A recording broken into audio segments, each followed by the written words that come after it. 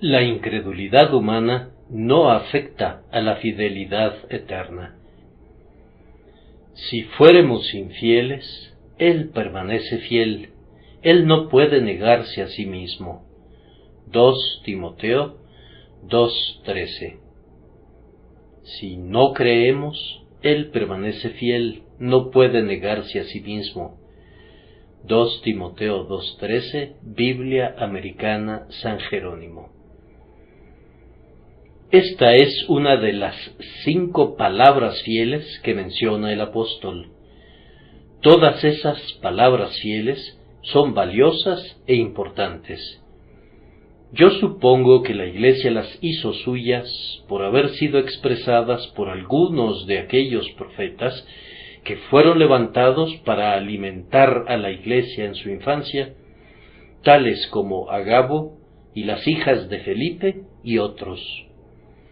Estos pudieron haber sido algunos de sus más notables dichos que se grabaron en las mentes de varones buenos y que eran citados por los predicadores y los maestros, y de esa manera cobraron vigencia en toda la Iglesia. Esas frases de oro fueron acuñadas en proverbios que pasaron de mano en mano, enriqueciendo a todos los que los recibían. Para los santos se volvieron familiares en sus labios como palabras cotidianas, y eran llamados especialmente palabras verdaderas o palabras fieles. Sin duda el apóstol Pablo dio su aprobación a muchos de esos santos proverbios, pero a 5 de ellos los revistió con el ámbar de la inspiración y los transmitió para que tomemos debida nota. Tal vez les interese identificarlos conforme a su orden de aparición. El primero, y probablemente el mejor, se encuentra en la primera epístola de Timoteo, en su capítulo 1 y en el versículo 15, palabra fiel y digna de ser recibida por todos, que Cristo Jesús vino al mundo para salvar a los pecadores, de los cuales yo soy el primero. Puedo suponer que cristianos de mentes sencillas transmitían frecuentemente las buenas nuevas al mundo exterior en esta forma breve y compacta: Jesucristo vino al mundo para salvar a los pecadores, por lo que comúnmente se sabía que era un dicho entre los cristianos. Era la manera en que aquellos que no podían predicar un sermón y que, tal vez, a duras penas podían componer una frase para ellos mismos, aprendían la médula espinal del Evangelio y lo tenían a la mano en una forma concisa y sencilla para poder instruir a otros. Los convertidos, doquiera que iban, tenían el hábito de decirles esto a sus amigos y conocidos paganos, para que conocieran la obra que Jesucristo vino a cumplir y fueran conducidos a creer en su nombre. La siguiente palabra fiel o palabra verdadera está en la primera epístola de Timoteo, en el capítulo 3 y en el versículo 1. Palabra fiel: si alguno anhela obispado, buena obra desea.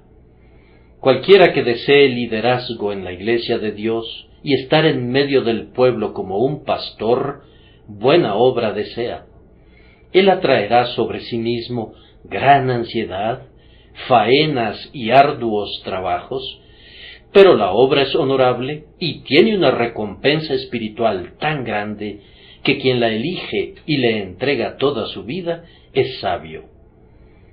Otra de estas palabras fieles se encuentra en la primera epístola a Timoteo, en el capítulo 4 y en el versículo 8, pues esto dicen las palabras: porque el ejercicio corporal para poco es provechoso, pero la piedad para todo aprovecha, pues tiene promesa de esta vida presente y de la venidera.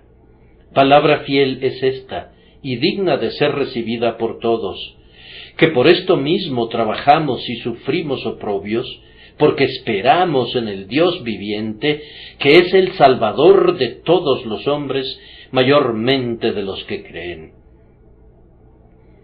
La piedad es provechosa en esta vida y en la siguiente, y por eso los piadosos están contentos en el sufrimiento, porque esperan y en efecto reciben una abundante bendición de las manos de Dios como resultado de eso. Un proverbio como este era grandemente necesario en tiempos de persecución, y todavía es valioso en estos días de voracidad, cuando los hombres piensan que la piedad es un obstáculo para su apremiante acumulación de riquezas que los lleva a desviarse en caminos de deshonestidad y de falsedad. La siguiente es la palabra que constituye nuestro texto. Por lo tanto, no vamos a leerla de nuevo hasta que lleguemos a considerarla. Pero la quinta palabra está en Tito, en el capítulo 3 y en el versículo 8, palabra fiel es esta, y en estas cosas quiero que insistas con firmeza, para que los que creen en Dios procuren ocuparse en buenas obras. Estas cosas son buenas y útiles a los hombres. Otra de estas palabras fieles es que quienes creen en Jesús deben manifestar en sus vidas el carácter santo de su fe, la cual cobra mayor fuerza todavía viniendo de Pablo, porque él, más que nadie, estaba libre de cualquier sospecha de legalidad o de poner el mérito humano en el lugar de la gracia de Dios que se recibe por la fe. Y ahora llegamos a la palabra fiel que vamos a considerar. Pudiera ser que no les cause esa impresión de entrada, pero algunos varones eruditos han observado que los versículos 11, 12 y 13 asumen la forma de un himno. Los himnos hebreos se escribían en paralelismos y no en rimas, y se piensa que estos 3 versículos eran uno de los himnos cristianos más antiguos. Palabra fiel es esta: si somos muertos en Él, también viviremos con Él. Si sufrimos, también reinaremos con Él. Si le negáremos, Él también nos negará. Si fuéremos infieles, Él permanece fiel. Él no puede negarse a sí mismo. Este es un salmo en miniatura, uno de esos salmos e himnos y cánticos espirituales con los que los santos de Dios solían edificarse los unos a los otros. Tengo la seguridad de que esta última parte de este breve himno es muy digna de ser considerada como una palabra fiel entre nosotros. Hermanos, podemos mencionarla a menudo, podemos citarla con frecuencia, podemos ponerla en nuestra lengua como un exquisito bocadillo, podemos pasarla del uno al otro como un dicho clásico de sabiduría cristiana. Si fuéramos infieles, Él permanece fiel, Él no puede negarse a sí mismo. Para analizarlo en este momento, quisiera dividirlo en 2 partes dobles. La primera doble porción es la triste posibilidad con la seguridad consoladora. Si fuéramos infieles, una triste posibilidad, Él permanece fiel, una seguridad consoladora. La segunda parte de nuestro tema es la gloriosa imposibilidad y la dulce inferencia que podemos extraer de ella. La gloriosa imposibilidad es: Él no puede negarse a sí mismo, y la inferencia que extraemos de ella es el anverso o lo contrario de nuestro texto. Si fuéramos fieles, Él permanece fiel, Él no puede negarse a sí mismo. Comencemos entonces con la triste posibilidad y la seguridad consoladora.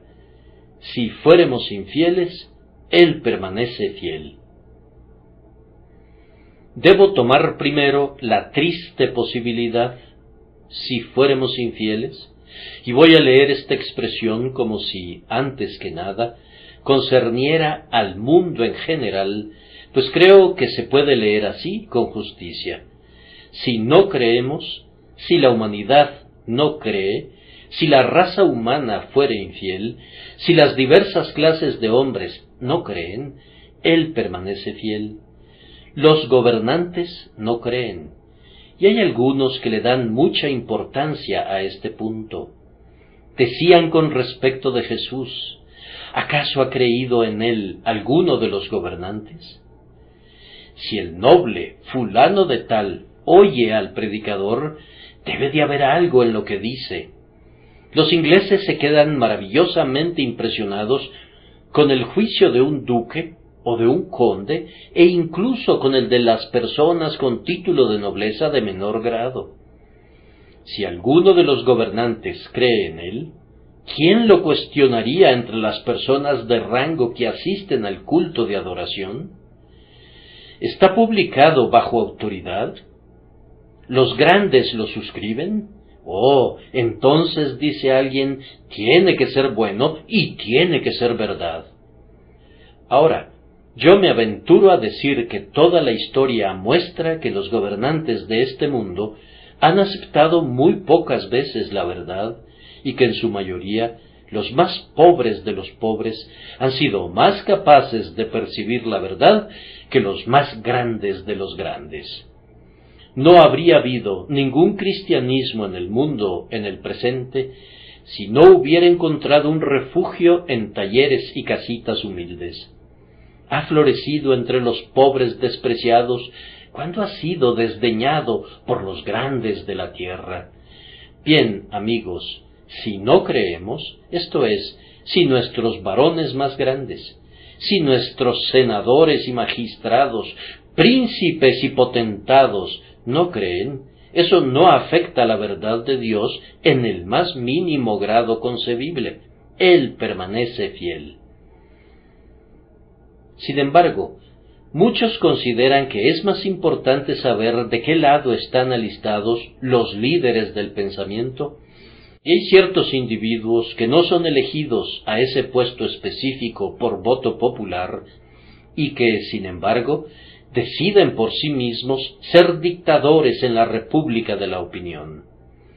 Son varones de avanzada que le llevan la delantera a la antigua escuela de teólogos.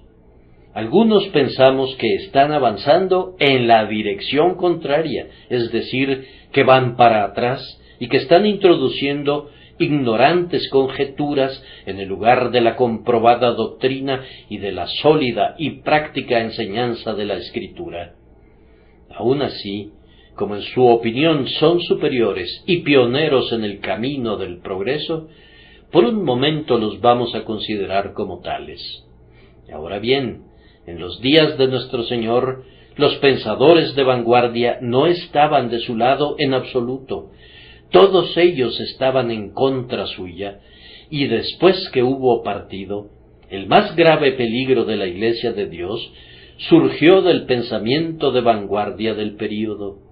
Los gnósticos y otros pensadores griegos pasaron al frente y arrojaron su lodo filosófico en la pura corriente del Evangelio hasta que no hubo ninguna sencilla declaración que no hubiera sido convertida en mítica, mística, confusa y nublada, de manera que sólo los iniciados tenían la posibilidad de entenderla. El Evangelio de Jesucristo pretendía ser la verdad más sencilla que hubiera resplandecido jamás sobre los hijos de los hombres. Pretendía ser legible bajo su propia luz para los jóvenes, los iletrados y para la gente sencilla. Pero los pensadores de avanzada tomaron el Evangelio y lo torcieron, lo colorearon, lo adornaron y lo embadurnaron al punto que una vez que hubo atravesado sus diversos procesos, no habrías sabido que se trataba de la misma cosa en absoluto. Y de hecho, Pablo dijo que no era la misma cosa, pues lo llamó otro evangelio, y luego él mismo se corrigió y dijo que no era otro, pero hay algunos que os perturban.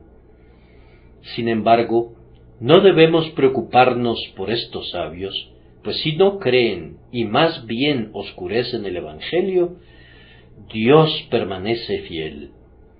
Si por allá, en las arboledas donde Sócrates y Platón reunían a sus discípulos que llegaban atraídos por su filosofía, si por allá, repito, no se encontrara a ningún filósofo que creyera en Dios, tanto peor para los filósofos, pero eso no afecta ni al Evangelio ni a nuestra fe en él. Si no creen, él permanece fiel. Aunque Pablo en el Areópago no encuentre ninguna simpatía excepto la de 2 o 3 personas, que de hecho solo le trajeron allí para saber qué querrá decir este palabrero, y aunque todos ellos, al regresar a casa, dijeran que Pablo estaba fuera de sí, y que estaba loco, y que era predicador de nuevos dioses, con todo, Pablo tiene razón, y el Señor permanece fiel. Sí, y me aventuro a desarrollar este pensamiento un poco más. Si los gobernantes no creen, y si las mentes filosóficas no creen, y si en adición a esto la así llamada opinión pública lo rechaza, con todo, el Evangelio sigue siendo la misma verdad eterna. La opinión pública no es la prueba ni la medición de la verdad, pues ha cambiado continuamente y seguirá cambiando.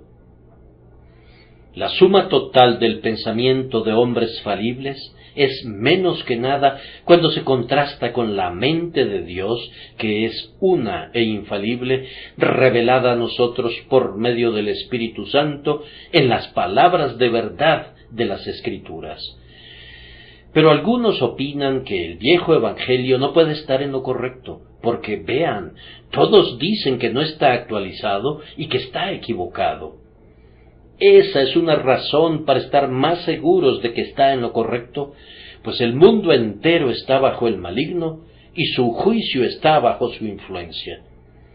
¿Qué son las multitudes cuando todas ellas están bajo la influencia del padre de las mentiras? La mayoría más grande del mundo es una minoría de uno cuando ese varón está del lado de Dios.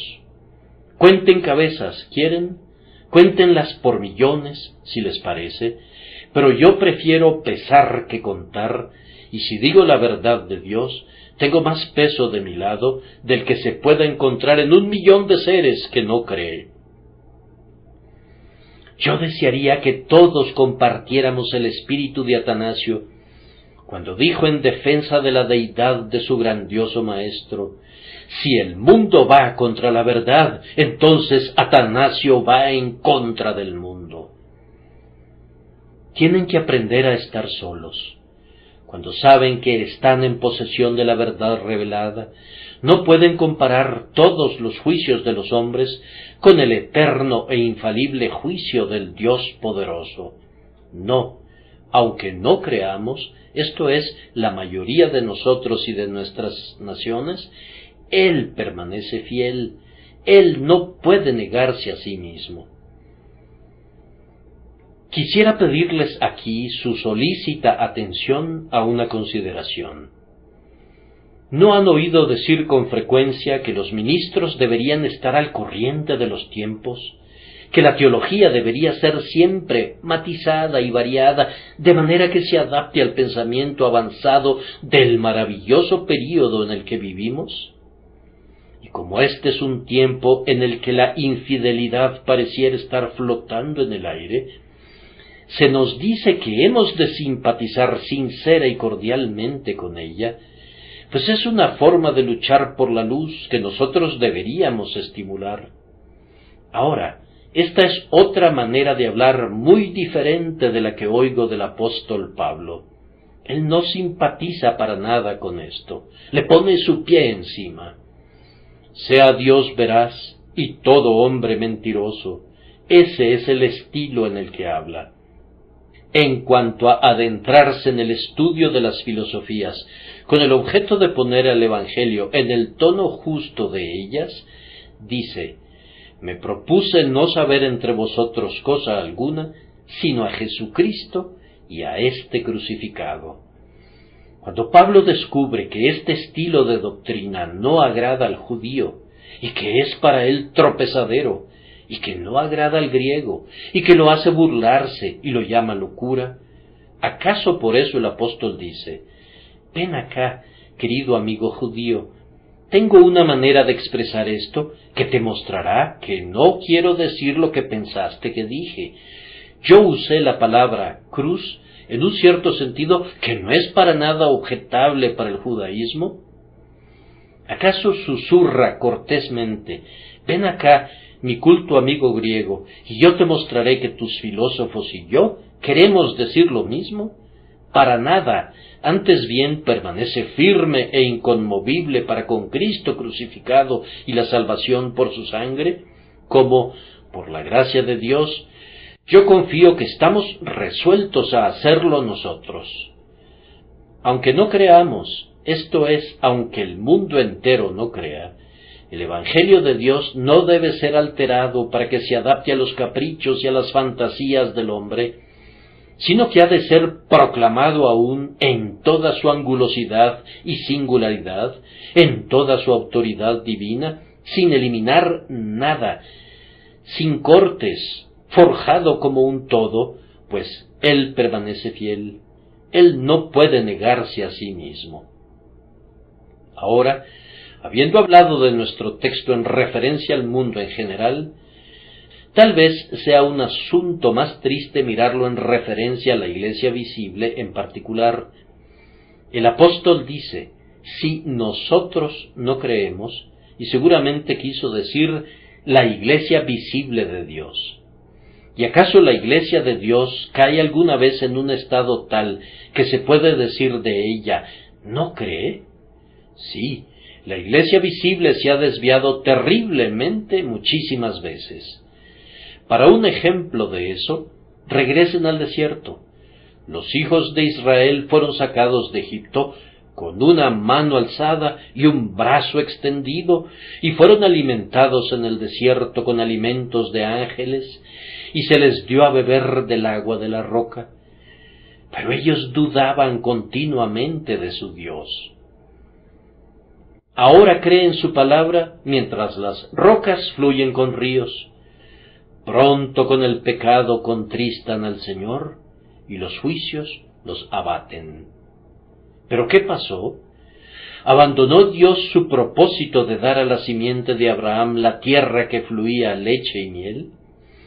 ¿Quebrantó Él el pacto y se cansó de él? No, pues la simiente de Abraham heredó la tierra, y cada uno se sentó allí debajo de su vid y debajo de su higuera. Aunque el pueblo visible de Dios le rechazó con suma frecuencia, de manera que por su incredulidad murieron en el desierto, con todo, Él permaneció fiel. Él no se negó a sí mismo y no podía hacerlo. Bien, ahora, sucede algunas veces, de acuerdo a este ejemplo, que la iglesia visible de Dios apostata de la verdad de Dios. Las doctrinas de la gracia, las verdades del Evangelio son oscurecidas, entenebrecidas, raramente predicadas con palabras llamativas, o son ocultadas detrás de ceremonias y ritos y de todo tipo de cosas. ¿Y qué sucede? ¿Son eliminadas las verdades fundamentales? ¿Se invierte la verdad eterna? ¿Ha retirado Dios su promesa? Oh, no, Él permanece fiel, Él no puede negarse a sí mismo. Ay, la iglesia de Dios pareciera perder algunas veces su fe en la oración. Sus asambleas de oración se vuelven escasas. Raras veces se eleva su oración por la conversión de los pecadores. Pocos se reúnen para suplicar al Señor y asediar al propiciatorio. ¿Qué, pues? ¿Cambia Dios? ¿Abandona su causa? Oh, no, Él permanece fiel, Él no puede negarse a sí mismo.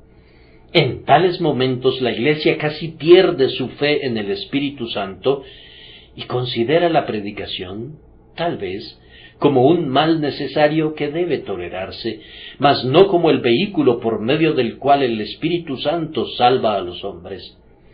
Tienen poca confianza en la palabra de Dios que dice que agradó a Dios salvar a los creyentes por la locura de la predicación. No esperan que el reino de Cristo tenga predominio, sino que dicen: desde que los padres durmieron, cuántas largas edades han transcurrido y cuán lento ha sido el progreso del cristianismo. Es una causa perdida. Contentémonos con dejar en paz al mundo pagano. En tales momentos pierden el ánimo y toda fe en Dios. No hemos visto caer en un estado como este a grandes segmentos de la Iglesia visible de Dios, al punto que hemos estado dispuestos a preguntar con nuestro Maestro: cuando venga el Hijo del Hombre, ¿hallará fe en la tierra? ¿Qué, pues, hermanos míos? Supongan que viviéramos para ver por todas partes una iglesia degenerada. Supongan que se volviera como la Odisea, al punto que el Señor pareciera escupir a la iglesia visible fuera de su boca, porque no se ha vuelto ni caliente ni fría. Supongan que dijera de la iglesia profesante de hoy lo que dijo de Silo en la antigüedad: andad ahora a mi lugar en Silo, donde hice morar mi nombre al principio, y vean si quedó allí piedra sobre piedra que no haya sido derribada. Él quitó el candelero de Roma, y pudiera quitar también ese candelero de otras iglesias, pero ¿demostraría eso que Dios fue infiel o que se negó a sí mismo? No, amados, no. Su fidelidad sería vista entonces en el juicio con el que visitaría a una iglesia infiel. Sí, y es vista hoy. Ustedes verán que una iglesia que no cree en el Evangelio sencillo se vuelve pequeña y débil. Conforme las iglesias cesan de ser evangélicas, se reducen y son abatidas. Una iglesia que descuida la oración se vuelve desunida, desperdigada, letárgica, casi muerta. Una iglesia que no tiene fe en el Espíritu Santo puede continuar cumpliendo con sus ordenanzas, pero lo hace con una estéril formalidad y sin el poder de lo alto, todo lo cual demuestra la fidelidad de aquel que dijo: si anduvierais conmigo en oposición, yo procederé en contra de vosotros. Si se despojan de lo que es su fuerza, no es sino fidelidad de parte de Dios que se debiliten. Si leen la historia de la Iglesia desde los días de Cristo hasta ahora, toda ella servirá para mostrar que Él trata con su Iglesia de tal manera como para hacerla ver que Él es fiel, prescindiendo de lo que ella sea. Él le ayudará cuando se vuelva a Él, la bendecirá cuando confíe en Él, la coronará cuando le exalte, pero la abatirá y la disciplinará cuando se aparte de la sencillez de su fe en cualquier medida. Él demuestra así que sigue siendo fiel. Una vez más, hermanos míos, voy a leer el texto en un círculo un poco más estrecho. Si no creemos, es decir, si los más selectos maestros y los predicadores y los escritores no creen, Él permanece fiel. Una de las pruebas más duras para los jóvenes cristianos es la caída de un eminente maestro. He conocido a algunos que han estado casi a punto de renunciar a su fe cuando alguien que parecía muy sincero y fiel ha apostatado de pronto. Recordamos que tales cosas han ocurrido para nuestro intenso dolor. Por tanto, quiero expresarlo muy claramente. Si llegara a suceder que cualquiera a quien tú le rindes reverencia, porque ha sido de bendición para tu alma, a quien amas, porque has recibido de él la palabra de vida, si esa persona sobre quien tal vez te has apoyado demasiado resultar en el futuro no ser veraz y fiel y no creyera, no sigas su incredulidad, pues si fuéramos infieles, Él permanece fiel, Él no puede negarse a sí mismo. Pedro niega a su maestro. No sigas a Pedro cuando esté haciendo eso, pues tendrá que regresar llorando y le oirás predicando a su maestro de nuevo. Peor aún, Judas vende a su maestro. No sigas a Judas, pues Judas morirá de una muerte terrible y su destrucción será una advertencia para otros, para que se aferren más estrechamente a la fe. Pudieran ver que el hombre que estuvo como un cedro del Líbano cae por un golpe del hacha del diablo, pero no por eso piensen que los árboles del Señor, que están llenos de savia, caerán también. Él guardará a los suyos, pues conoce a los que son suyos. No prendan su fe con alfileres a la manga de ningún hombre. Su confianza no ha de apoyarse en ningún brazo de carne, ni deben decir: yo creo gracias al testimonio de tal y retengo la forma de las sanas palabras, porque mi ministro la ha retenido. Pues todos esos apoyos pueden desaparecer y pueden fallarte de pronto. Permítanme expresar esto muy claramente. Si nosotros no creemos, o si quienes parecieran ser los más distinguidos maestros de la época, si quienes han sido los más exitosos evangelistas del período, si quienes ocupan un alto lugar en la estima del pueblo de Dios, en una mala hora, abandonaran las verdades eternas y comenzaran a predicarles algún otro evangelio que no sea el evangelio de Jesucristo, yo les suplico que no nos sigan sin importar quiénes pudiéramos ser o qué pudiéramos ser. No permitan que ningún maestro, por grande que pudiera ser, los conduzca a la duda, pues Dios permanece fiel. Apéguense a la voluntad y a la mente reveladas por Dios, pues Él no puede negarse a sí mismo. Entonces, he aquí la terrible posibilidad, y con ella corre parejas esta seguridad sumamente bendita y consoladora: Él permanece fiel. Jesucristo permanece, no hay variaciones ni cambios en Él. Él es una roca y no arena movediza. Él es el Salvador, ya sea que los gobernantes o los filósofos crean en Él o lo rechacen, ya sea que la Iglesia y sus ministros sean fieles a Él o lo abandonen. Él es el mismo Salvador, Dios hombre, sentado en el trono supremo. ¿Por qué se amotinan las gentes y los pueblos piensan cosas vanas? Se levantarán los reyes de la tierra, y príncipes consultarán unidos contra Jehová y contra su ungido. El que mora en los cielos se reirá, el Señor se burlará de ellos. Pero yo, dice él, he puesto mi rey sobre Sión, mi santo monte.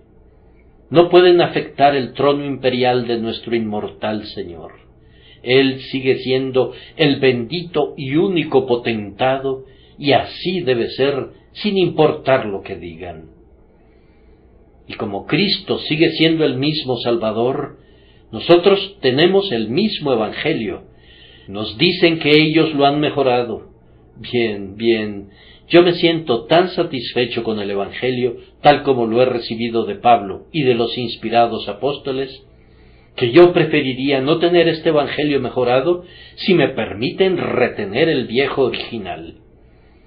Pero así sucede que, como bebés encantados con nuevos juguetes, proclaman su pensamiento moderno y su cultura y sus avanzadas ideas. Aquel que ha gustado alguna vez el viejo vino, no desea el nuevo, porque dice: el añejo es mejor. Nuestro Salvador y su Evangelio siguen siendo los mismos. El Evangelio de Pablo, el Evangelio de Agustín, el Evangelio de Calvino, el Evangelio de Whitefield, el Evangelio de cualquier sucesión de varones fieles que ustedes quisieran mencionar, nos basta con creces. Él permanece fiel. Y así como el Evangelio es el mismo, así también Cristo permanece fiel a sus compromisos para con su Padre. Él ha prometido guardar a aquellos que el Padre le dio, y los guardará hasta el fin. Y cuando las ovejas pasen bajo la mano de aquel que las cuenta, dirá: de los que me diste, no perdí ninguno. Él permanece fiel. Él les dice a los pecadores en todo el mundo: que si vienen a Él, no los echará fuera, y Él es fiel a eso.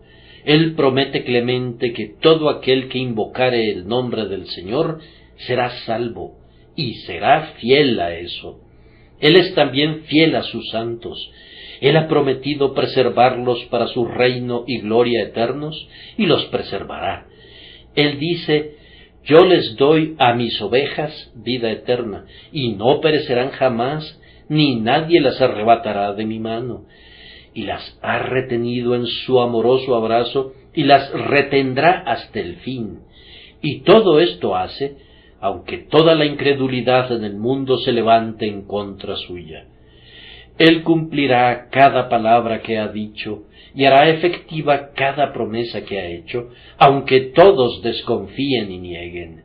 Sí y amén en Cristo Jesús son todas las promesas, a partir de ahora y por siempre, y veremos que así es. Y ahora solo nos queda poco tiempo que dedicar a la segunda parte de nuestro texto, que es muy importante, y es una gloriosa imposibilidad con una dulce inferencia que se puede extraer de ella. Él no puede negarse a sí mismo. Hay tres cosas que Dios no puede hacer. Él no puede morir, Él no puede mentir, y Él no puede ser engañado. Estas tres imposibilidades no limitan su poder, y más bien magnifican su majestad, pues estas cosas serían debilidades, y la debilidad no puede tener ningún lugar en el infinito y siempre bendito Dios. He aquí una de las cosas imposibles para Dios: Él no puede negarse a sí mismo. ¿Qué significa eso?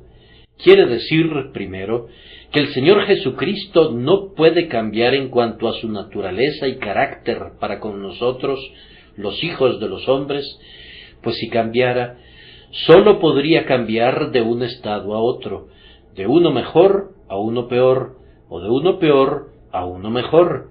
Si cambiara de uno mejor a uno peor, eso sería en efecto negarse a sí mismo, dejando de ser tan bueno como es por naturaleza. Y si cambiara de uno peor a uno mejor, eso sería negarse a sí mismo, demostrando que no era antes tan bueno como pudiera haberlo sido. Jesucristo no puede cambiar en ningún punto, pues Él es Jesucristo, el mismo ayer y hoy y por los siglos. Si cambiara en cualquier punto, en ese punto se negaría a sí mismo. Pero Él no puede hacer eso, pues siendo Dios, no cambia. Su palabra no puede cambiar. Quiero que noten esto, porque su palabra es muy conspicuamente Él mismo. Su nombre es la palabra de Dios. Sí, Él mismo es el Logos, la palabra eterna, y esa palabra no puede cambiar. La hierba se seca y la flor se cae, mas la palabra del Señor permanece para siempre. Y esta es la palabra que por el Evangelio os ha sido anunciada. Oh siervo del Señor, la misma seguridad que dieron Pablo y Pedro, tú puedes darla. Esa misma palabra de misericordia que aquellos primeros mensajeros del cielo salieron a declarar, tú la puedes declarar, pues sigue siendo la misma. Él no puede negar su palabra, puesto que esa palabra es Él mismo, y Él no puede negarse a sí mismo. Queridos amigos, Él no puede retirar la salvación que ha ofrecido a los hijos de los hombres, pues esa salvación es ciertamente Él mismo. Jesús es la salvación de Israel. Si un pecador quiere saber dónde está la salvación, le señalamos al Cristo de Dios. No solo es un Salvador, sino que Él es la salvación misma, y su salvación no puede ser cambiada, pues si cambiara, Él mismo sería cambiado o negado, y Él no puede negarse a sí mismo. Existe aún el mismo perdón para el primero de los pecadores, la misma regeneración para los corazones más duros, la misma respuesta generosa para aquellos que se han descarriado más, la misma adopción en la familia para forasteros y extranjeros. Su salvación, tal como Pedro la predicó en Pentecostés, es la salvación que nosotros predicamos ahora a los pecadores. Él no puede negarse a sí mismo. Y luego, la expiación es aún la misma, pues también la expiación es Él mismo. Él por sí mismo ha purgado nuestros pecados. Él mismo es el sacrificio. Bien dijo el poeta: amado Cordero moribundo, tu sangre preciosa no perderá nunca su poder. Como es su sangre, tiene que ser inmutable en eficacia. Él limpia nuestros pecados por sí mismo. Su sangre es su vida, y Él vive para siempre, y como Él vive para siempre, puede salvar perpetuamente a los que por Él se acercan a Dios. Bendito sea su nombre, porque el sacrificio expiatorio no ha perdido su eficacia ni en el más mínimo grado. Es tan poderoso como cuando lavó al ladrón moribundo de la podredumbre del infierno para llevarlo a la pureza del cielo, transportándolo de un patíbulo a un trono. Oh, cuán bendito debe ser su poder, ya que lavó a un infeliz tan corrompido y lo colocó con el propio Maestro en el paraíso aquel mismo día. La expiación no puede cambiar, pues eso implicaría que Jesús se habría negado a sí mismo. Y el propiciatorio, el lugar de oración, aún permanece, pues si eso cambiara, Él se habría negado a sí mismo, pues ¿qué era el asiento de la misericordia o el propiciatorio, esa tapa de oro sobre el arca del pacto? ¿Qué era sino Cristo mismo, que es nuestro propiciatorio, el verdadero asiento de la misericordia? Ustedes pueden orar siempre, hermanos, pues si se le negara su eficacia a la oración, Dios se habría negado a sí mismo. Este es su memorial, el Dios que oye la oración, y si no oyera la oración, se habría negado a sí mismo y habría dejado de ser lo que era. Jehová nunca se negará a sí mismo como para volverse como Baal, un Dios sordo. Imaginar eso sería una blasfemia. Y he aquí otro dulce pensamiento: el amor de Cristo por su Iglesia y su propósito para con ella no pueden cambiar, porque Él no se puede negar a sí mismo y su Iglesia es Él mismo. No me refiero a esa Iglesia visible de la cual acabo de hablar, que es una multitud mixta, sino que me refiero a esa Iglesia invisible, a ese pueblo espiritual, a esa esposa de Cristo que nadie ve, pues es preparada en la oscuridad y forjada curiosamente en las partes inferiores de la tierra, y su propio Señor no la verá nunca en realidad hasta que sea perfeccionada, así como tampoco Adán nunca vio a Eva, sino que durmió hasta que el gran Dios hubo formado a su esposa y la hubo presentado en toda su belleza incomparable para que fuera su hermana y su esposa. Llega el día cuando el Señor Jesucristo recibirá así a su esposa perfeccionada, y mientras tanto Él no puede cambiar para con ella, sino que sus esponsales serán confirmados. Ella fue tomada de su costado cuando permanecía en el sueño profundo de la muerte, y ella es formada para ser semejante a Él, de manera que cuando en gozo la contemple, su gozo y el gozo de ella serán plenos.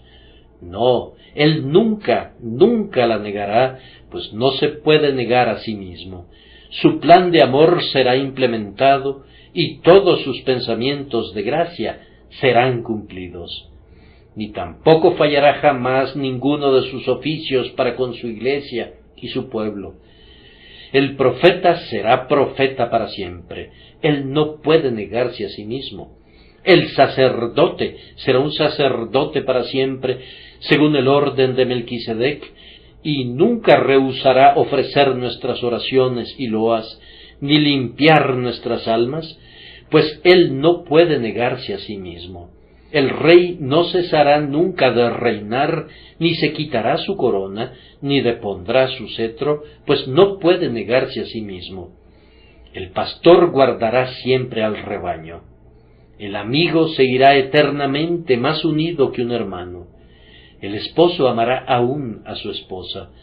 Todo lo que él es en relación a su pueblo continuará y permanecerá, pues él permanece fiel. Él no puede negarse a sí mismo. Ahora, mi última palabra es acerca de una inferencia. El texto dice, si no creemos, él permanece fiel. La declaración se basa en esa suposición. Ahora, hermanos, tomen la otra suposición. Supongan que en efecto creemos. ¿No será él fiel en ese caso? ¿Y no será verdad que no se puede negar a sí mismo? Voy a suponer que un pecador está diciendo en este momento, yo creo que Jesucristo puede salvarme. Iré y le pediré, iré y confiaré en él. Él no se negará a sí mismo rechazando tu clamor. Yo te digo, alma querida, quien quiera que seas, que si acudes a él y te dejara fuera, se negaría a sí mismo. Él aún no se ha negado a sí mismo. Siempre que un pecador viene a él, se convierte en su salvador. Siempre que encuentra un alma enferma, actúa como su médico. Ahora, he oído acerca de individuos que, siendo médicos, se han enfermado, o han estado agotados y han necesitado un descanso. Cuando ha ocurrido un accidente en esas condiciones, se han sentido inclinados a hacerse a un lado, si fuese factible, por sentirse agotados y desgastados. Le han pedido a su ayudante que diga, mi señor no se encuentra en casa. Pero mi Señor nunca se negó a sí mismo, nunca se apartará de un pecador. Si acudes a él, lo encontrarás en casa y esperándote. Estará más contento de recibirte que tú de ser recibido, pues él espera para tener piedad. Así como Mateo estaba sentado en el banco de los tributos, esperando que la gente pagara lo que debía, así Cristo se sienta en el lugar de recepción de los pecadores, esperando que mencionen sus necesidades. Él está vigilándolos. Les repito que no puede rechazarlos. Eso sería alterar su carácter íntegro. Dejaría de ser Cristo. Si despreciara a un pecador que se acercara, eso haría que dejara de ser Jesús y lo convertiría en alguien más y no en él mismo. Él no puede negarse a sí mismo. Anda y pruébalo. Anda y pruébalo. Yo desearía que alguna alma trémula fuera en este momento y se arrojara en Cristo y que luego nos reportara el resultado. Anden, pobres buscadores trémulos, canten en su corazón, incrédulos como son, este himno nuestro. Solo puedo perecer si voy, pero estoy resuelto a probar, pues si permanezco alejado, yo sé que voy a morir para siempre. Oh, pero si fueras a perecer a sus pies, serías el primero que pereciera jamás de entre todos los que se han acercado alguna vez a él. Y no se ha visto jamás a ese primer hombre. Vayan y prueben a mi Señor y comprueben por ustedes mismos. Bien, ahora, pueblo cristiano, quiero que también ustedes vengan. Si le creen a su Señor, Él será fiel para con ustedes. Supongan que es un tiempo de tribulación para ustedes. Él les será fiel. Vayan y echen sobre Él su carga. Supón que en este momento estás muy inquieto por alguna zozobra espiritual. Acude a tu Señor como lo hiciste al principio, como un pobre pecador, culpable y rebelde, y arrójate sobre Él, y encontrarás que es fiel. Él no puede negarse a sí mismo. Si mi Señor no fuere benévolo conmigo esta noche, cuando acuda a Él con mi carga, pensaría que me equivoqué de puerta, porque el Señor ha sido tan bueno y tan fiel conmigo hasta ahora, que me dejaría sin aliento descubrir que ha cambiado.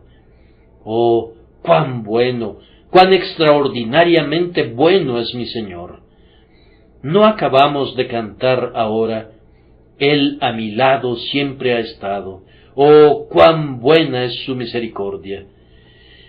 Yo podría cantar eso de todo corazón y esperaría que muchos de ustedes se unieran sinceramente a mí. Ustedes tienen una madre amada, o una esposa cariñosa, o un amigo íntimo, y ninguno de ellos les ha dicho otra cosa que cosas amables, y por tanto, si en alguna hora oscura acudieran a ellos, y en vez de mostrarles simpatía les dijeran palabras duras, y pudieran ver evidentemente que no los aman, cuán sorprendidos se quedarían. Así me quedaría yo, si me fuera a encontrar con algo que no fuera amor de parte de mi amado Señor, después de todos estos años de ternura. No hay temor de ello, pues Él no puede negarse a sí mismo. Entonces concluyo diciendo que encontraremos que es así en conexión con las cosas de su reino y los temas de su verdad. Hay una gran algazara en este momento acerca del Dios de la providencia, y me llaman no sé por qué nombres, por decir la verdad a nombre de mi Señor. Bien, ¿qué resulta de eso? ¿Estaremos, por tanto, temerosos? No, pero si creemos, encontraremos que Él es fiel. Él no se negará a sí mismo. ¿Está la buena y antigua causa realmente en peligro por parte del escepticismo y de la superstición? Hablando a la manera de los hombres, pudiera parecer que sí, pero no es realmente así, nunca. Aun si vaciláramos, no debemos poner nuestra mano sobre el arca del Señor para estabilizarla. La causa de Dios es siempre segura. Yo no sé si podamos vivir para verlo, pero tan ciertamente como el Señor vive, la verdad triunfará en Inglaterra. Pueden decirnos que el puritanismo está colocado contra la pared, pero todavía recogerá la corona en la acera.